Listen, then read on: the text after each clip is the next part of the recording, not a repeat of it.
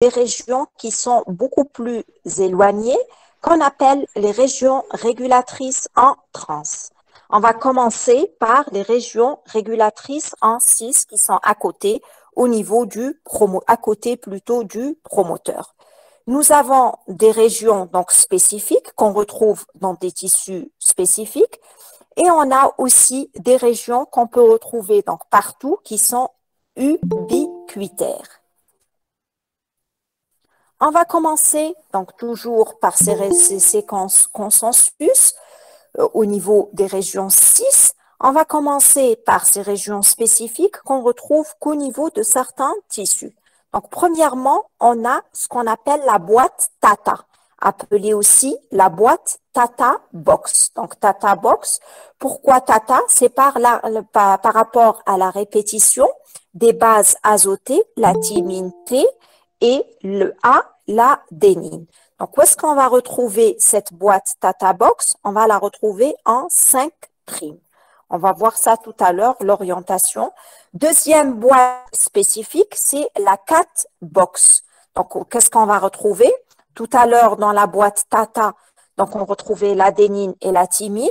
Là, dans la 4 Box, on va retrouver donc la cytosine, l'adénine et la thymine.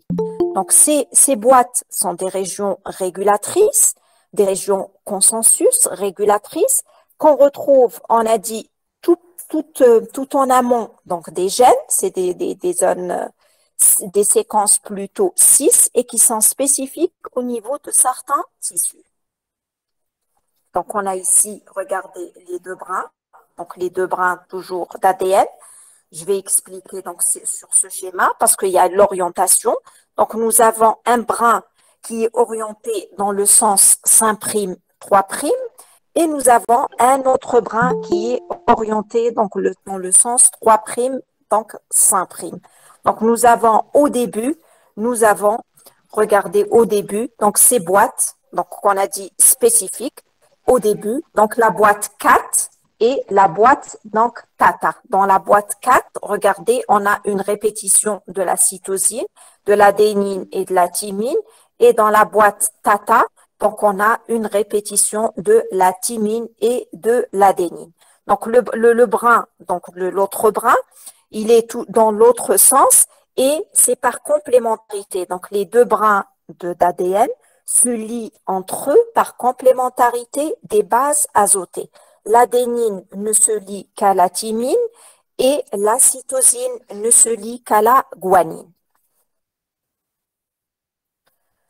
On a vu donc et qu'on retrouve qu'au niveau de certains tissus, on va voir donc des gènes ou bien des séquences consensus qui sont retrouvées dans tous les tissus. C'est ce qu'on appelle les gènes de ménage ou housekeeping gènes.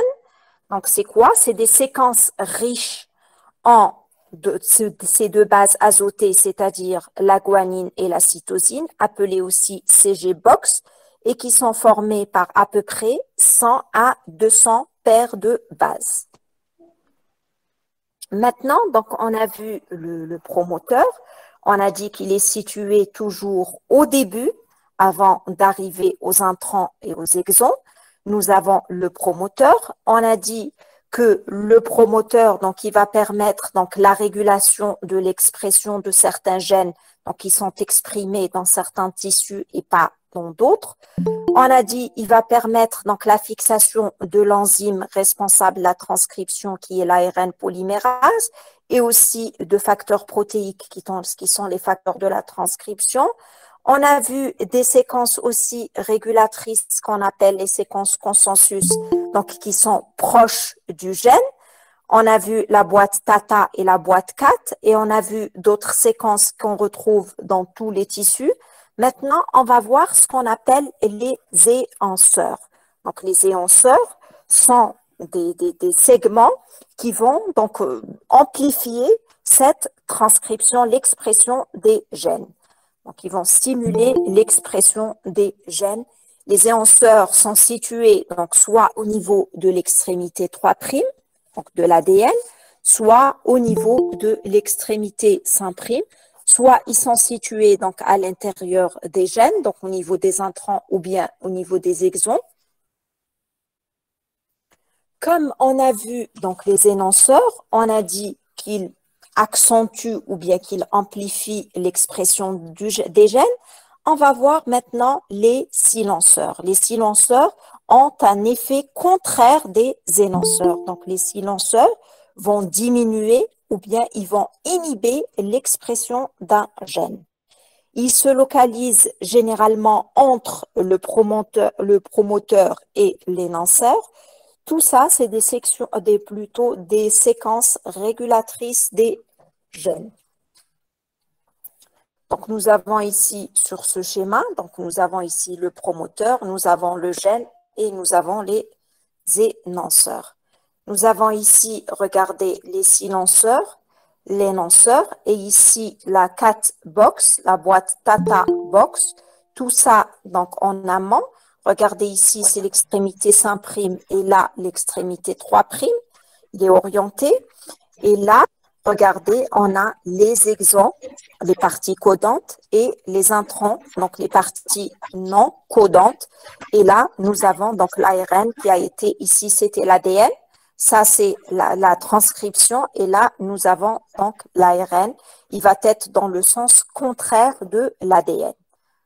Donc, pour la double hélice d'ADN, nous avons un brin qui va servir donc de matrice et le deuxième, donc il ne sert pas de matrice. Le deuxième, il a la même orientation que l'ARN. On va voir ça avec la transcription. Tous ces facteurs agissent en cis, c'est-à-dire qu'ils sont localisés proches des gènes. Nous avons d'autres facteurs qui vont agir en trans. C'est des régions régulatrices qui sont situées loin du gène ou bien ils peuvent être situés sur un autre chromosome. Donc, ces facteurs permettent d'activer le plus souvent ou bien d'inhiber la transcription. Maintenant, toujours donc, dans l'organisation du gène, on a vu donc les différentes parties. On a aussi ce qu'on appelle le phénomène de capping. Donc, le capping, c'est comme une cape qu'on retrouve donc au niveau de l'ADN et qu'on va retrouver aussi au niveau de l'ARN. Donc, le capping au niveau de l'ADN, il est au niveau de l'extrémité 3', donc du promoteur. Et c'est une région donc, qui ne va pas être transcrite par la suite et qui va servir donc à l'initiation de la transcription. Comme on a vu donc le capping, qui est chez la cape, comme un petit manteau qui est situé au début, nous avons aussi vers la fin ce qu'on appelle une queue polyadénylation. Donc le dernier exon à la fin du gène, nous avons le dernier exon. Au niveau de ce dernier exon, nous avons donc cette queue de polyadénylation. Pourquoi elle est appelée queue de polyadénylation? Parce qu'il y a beaucoup de A, il y a beaucoup d'adénine. Donc, elle va servir à stabiliser cet ARN qui vient d'être transcrit. Donc, à la fin, elle va le stabiliser. Donc, c'est pour ça qu'on a cette queue de polyadénylation. L'ARN messager, le premier qui a été transcrit, il est appelé transcrit primaire. On a dit qu'il est immature au début. Il va subir un phénomène de maturation. Maintenant, on va voir la notion de famille multigénique. Donc là, il s'agit de gènes qui sont même éloignés et parfois donc localisés sur des chromosomes différents. Et pourquoi on va les grouper en famille? Parce que ces gènes donc se ressemblent. Ils vont nous donner donc des protéines qui sont parfois presque identiques. Comme exemple, on a donc les gènes des immunoglobulines, on a aussi les gènes de la globine. Donc, c'est ce qu'on appelle une famille multigénique. Donc, le produit final se ressemble, même si les gènes donc, sont éloignés ou même sur des chromosomes différents. Ça, c'était l'organisation donc des gènes. Donc là, leur structure, leur organisation, de quoi ils sont constitués, les différentes parties.